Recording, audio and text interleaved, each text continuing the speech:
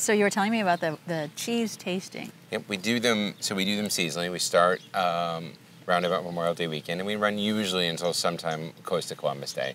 Depends on when people stop coming. Okay. And then we also do a few. We also offer them privately as well. So we you do do? them.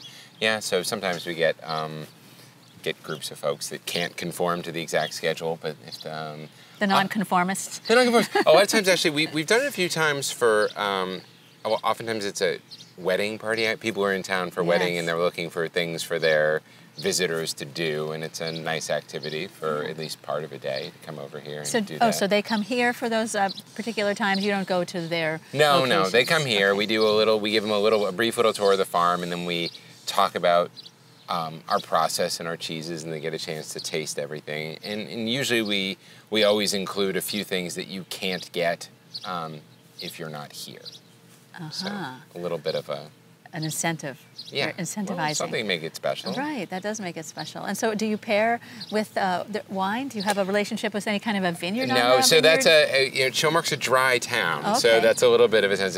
People are welcome to bring their own. Okay, yes. And we have the, we have plastic cups and corkscrews and things to help facilitate should they forget that. But Right. no, we can't technically, legally. What else would pair well then?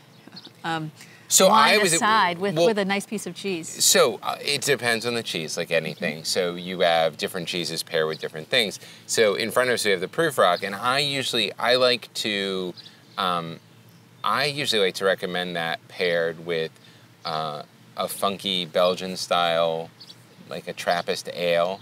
I think that works really, really well with this Interesting. cheese. Now, what's the type of cheese again? It's called Proof Rock. It's a washed rind cheese. Washed rind cheese. So that we literally wash the surface of the cheese with a special mixture called a morge, which is a brine that's impregnated with the peculiar or specific bacteria that we want to grow on the surface of the cheese.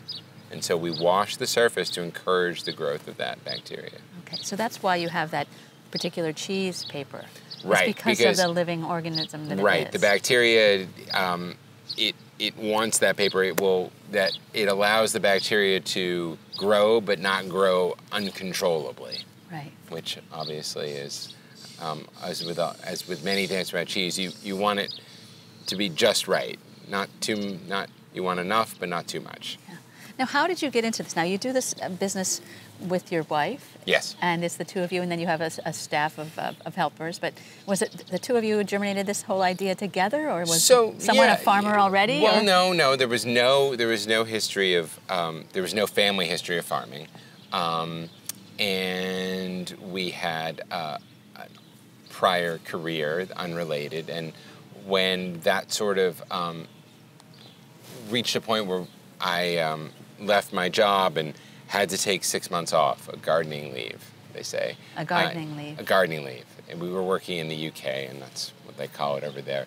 And we were talking about someday we would move back to the States, and when that happens, what would we do?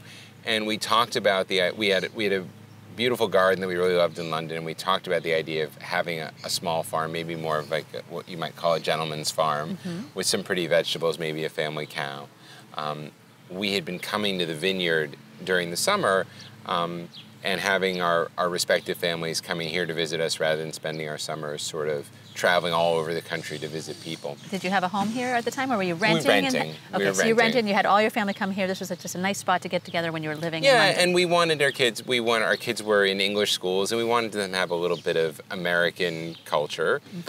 So we would come here, and after I left that job, we talked a lot about where we might go and when we might do that and so forth. And so when that happened, we talked about, well, what about the vineyard as a year-round thing? And it just so happened there was an opportunity to purchase this farm. Wow. So London to year-round on the vineyard. Yes. Must have been quite a culture shock in some ways. Well, many ways, Yes. many ways. And it was a lot. It was a big change. We went from bustling city and and then careers. also, total change of career and, just everything about it was pretty different. Yeah, so brave. So it starts with a love of cheese? Does it start with a love of cheese or the love of the vineyard? Which came first? I don't know if I could. I don't know how this farm had been a working dairy up until 1961. Okay. And so we just had the idea of, well, what if we turned it back into a working dairy? And at the beginning, we were really thinking about, obviously there's this huge change in population seasonally on the vineyard. So how do you come up with a sustainable farm model? What do you do to allow for the, cheese is a natural way of preserving the output of the farm to essentially keep it to when there's a period of greater demand. Right. Yeah. And what is the population difference between? Just even in. I think it depending on. Sometimes I think these numbers get I don't always trust all the numbers, but I think it's safe to say the population quintuples. Quintuples. Yeah. And so you try to get a lot of the work also done during the winter months, or that's just when you're saving things? No, we're essentially taking the milk and we're making it into cheese and we'll have that cheese available to sell in the summer. That being said, we sell most of our cheese actually leaves the island. Okay. We primarily export the cheese, but we do a lot of nice business seasonally, locally. Right. As much as we can. So local farms and retail shops and things like that. And just here, yeah. And is this one of those self-serve honor system type farm stands? Historically, we've been an honor box. We've graduated a little bit this year. We're experimenting with doing a little bit of a staffed situation. Okay, retail-ish. Yeah, a little bit more. It seems to be making a difference. The ability to pay with credit card makes a big difference. A lot of people can buy a bit more when they don't have to just pay cash. Right, and a lot of people don't carry cash now too. And so it was a working farm till 1961. You said. Now I think Kathy told me that there's only a couple dairy farms really on the island now. That's right. That's only 2 left, and there used to be many in each town. Right. So when this farm stopped being a dairy farm, it was sort of there was a cooperative, and this was the spot where all of the up island farms would bring their milk to be dropped off so they could take it to the processor. Okay. And so how did you get from the idea and the bravery and the new change to actually being good at it? Did you go to school for it? Did you have... how did you... So trial initially... and error? Yeah, so a little of both. So my wife was the first cheesemaker. She went to school at a place called the Vermont Institute of Artisan Cheese, which is unfortunately now no more. Oh. But...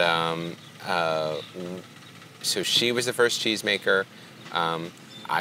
We always had a little bit of help on the farm side, but I used to be out here milking cows and doing chores on a daily basis. Yeah. Was that your first milking cow experience? Is when you bought this, or? Yeah. No. Everything. I don't know your career. I didn't know. I don't know that I had sat on a tractor until I owned one. Is that what we're hearing in the background? This is a working farm. It's a working farm. We got stuff going on. Yeah. Yeah.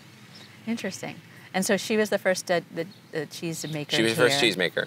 And now you have several cheesemakers? We have 2 full-time cheesemakers that work in the creamery. We have 4 full-time people that work on the farm. We have 1 full-time on the non-veggies portion of the farm, the livestock, so forth. Yeah. What else do you do? You do have livestock? So yeah, we have the dairy cows, but we also have a herd of beef. We have a small herd of beef cows. We have pigs, we have sheep, we have laying hens, and then we grow vegetables. We have a small orchard. And you live on the property too. And we live on the property. Yeah, so it's like a private retreat, and yet your walk to commute is pretty good. It's a short now. commute. I don't know if I could call it a private retreat. Yeah. There's a lot of people here all the time. Yeah. But that's where you at least escape from the growings of things a little bit. Yes. And so how many different kinds of cheese did you say you do? We do 3 principal types of cheese. That we do a bloomy, a washed rind, and a blue cheese. And then seasonally, we make an Alpine-style cheese that we just make in the fall and early winter that we age until the summer, and then it's available only here on the farm in the summertime. Now, complementary skill sets with your wife. What part of the business do you do now? That if you're not making the cheese, are you the? So I am the. I guess you would say so. I handle. I handle the sales and marketing. Okay. I handle the. I'm the maintenance supremo. So farming is oftentimes. I mean, I think it's a little bit cliche, but it's talking about being a jack of all trades. So the farm oftentimes can't afford to hire carpenters and electricians and plumbers. So most farmers do these things themselves. So over the years, I've acquired these skills. So I spend a lot of time doing that sort of thing. Yeah. And so how many years has it been again? I don't think I So got we that are part. we are about to start our 10th year. We'll be It's our 9th anniversary in next month. Wonderful, wonderful. And so some of the buildings are obviously from the farm that was here, and then some of the buildings are new. Most things are new. Mm-hmm. Yeah, there's not a lot of the original infrastructure that's left. And so when you say that you ship things off island, Mm-hmm. how far do you go? So it really goes all over the country. We have cheese that routinely goes to California. We work with various distributors who are taking the cheese all these different places, and we're actually hoping this fall that we're going to start to see some of our cheeses making their way into, the small independent cheese shops, really all over the country. Yeah, that's wonderful. And so that's your long-term goal, is to sort of stay on island. I mean, do you still stay here all year round? You do? Yeah, we're here year round. Mm-hmm. And then to have your beautiful cheese distributed as Yeah, I think we want the cheese. We want the farm to be sustainable, in all aspects, including financially. And so we've been growing towards, we need to be a little bit bigger to have that strong year-round market for the cheeses. And if we have that, then I think that the enterprise will definitely continue to be be Yeah. Now, how about your family? Do you put them to work when they come here now? I mean, do you still have that extended that family? The extended family, not so much. But the kids are getting older now, so they have they're definitely doing a little bit more, helping out a bit more. Yeah. So tell me about your kids. You have how many of them? I have 2 boys, and they're 13 and 15. Okay, so that's a great age Mm-hmm. to put them to work. Yeah. It's a great summer job, Yep. winter job. Yep. And so they go to island school. My younger one's still in school on the island. My older one goes to school. He rides the boat every day. Goes to school in Falmouth. Oh, he does. But he was, he started on the island. Yeah, beautiful. And so, what's your favorite product that you make of all the different products that you make now? That's a tricky question. I'm not sure that I would. I don't know that I could choose a favorite that easily. We should say this cheese right here. Can I try that cheese right here? Yeah, you certainly may. Mm-hmm. And so the pottery too. The pottery is now made by a local potter. Yeah, so and you're starting to sell it, and people love it, and they're buying dishware. The woman in there told me. Yeah, it's been great. Molly, my wife, worked with the local a local potter to design it, and she's been making and firing some pieces and bringing them over, and we've already basically more or less sold most of what she's brought to us, and we've actually gotten some special orders, so people are having things made on commission. Which is very exciting. Yeah, that is exciting. And Gray Barn, I just love the name. It's simple, but it's evocative, and just that Well, we struggled with that one at the beginning because the prior owner of the property was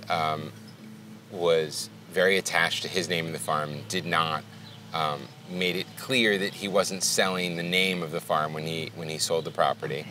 So you had to rename it anyway. We had to rename it, and then the original name of the farm, which was a different name, because he had changed it. The original name of the farm was actually Oak Knoll, which sounded a bit too much like a retirement community or a cemetery. So we felt like that was not. That's not moving forward. It wasn't evocative in the right way. Yes. Exactly. Okay, so how do I?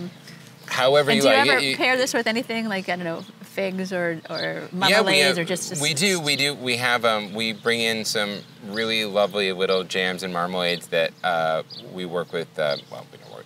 We buy from someone up in Vermont who makes these really unique flavors that pair beautifully with cheeses, not just strawberry. Well, I'm sorry that I didn't get to meet Molly, because it sounds like you've curated a beautiful life here.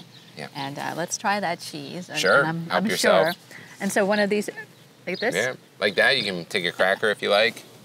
Is that how you're having it? I'm going to have a cracker. And are you tired of cheese yet, or do you not cheese out? It comes in waves, if that makes sense. Oh, it's so creamy. There are times where I eat a lot of cheese, and there are times when I don't. Yeah. Then you go back to it. You just, I do that sometimes. Yeah. Yeah. What a lovely setting. What a lovely place to grow up for the children, too. Yeah. And so you're glad you took that 6-month, what do you call it? Gardening leave? A gardening leave. Well, I'm glad, yeah. It was definitely some time to think and consider. And I guess that's sort of what led to us ending up here. Well, cheers. More Cheers. success to you. Thank you. Thank you for the cheese. So good. Delicious.